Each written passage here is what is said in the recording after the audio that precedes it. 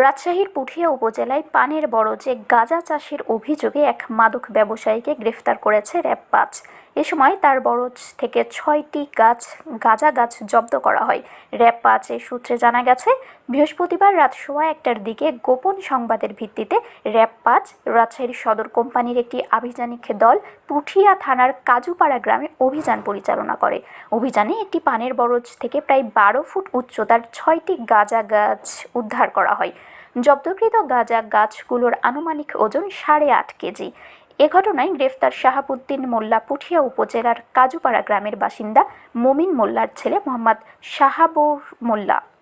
RAB জানায়, প্রাথমিক জিজ্ঞাসাবাদে শাহাবুর মোল্লা স্বীকার করেছেন যে তিনি দীর্ঘদিন ধরে অবৈধভাবে গাঁজা গাছ চাষ করে স্থানীয় এলাকাসহ বিভিন্ন স্থানে বিক্রি করে আসছিলেন।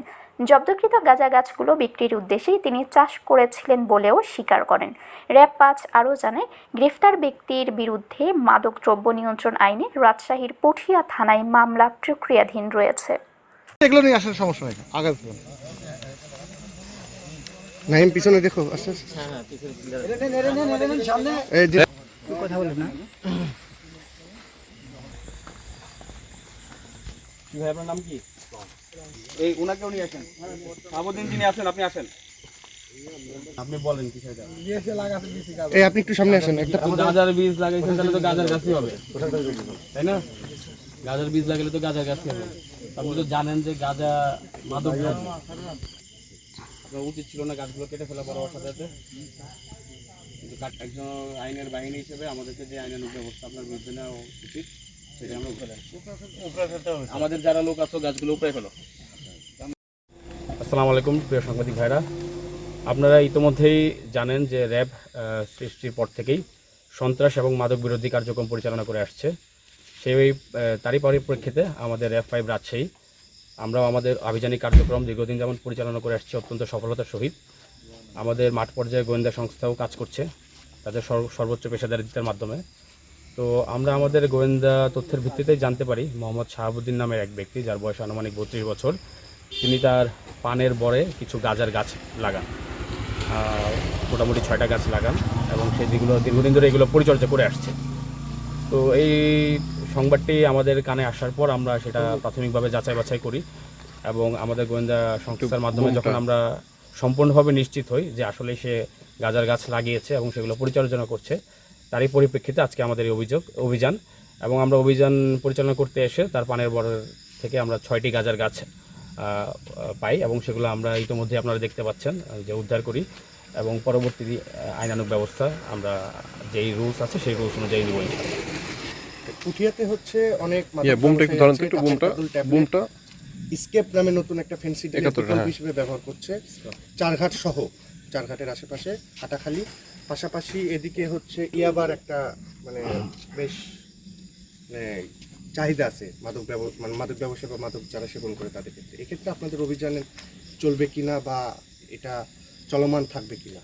আমাদের আভিযানিক কার্যক্রম চলমান রয়েছে, শুধু পুঠিয়া না, পুঠিয়া বলেন, আপনি চারঘাট বলেন, ওদিকে গোদাগাড়ি, বাঘা, রাজশাহীর এই অঞ্চলগুলোতে আসলে এই মাদক দ্রব্য অত্যাধিক বেশি।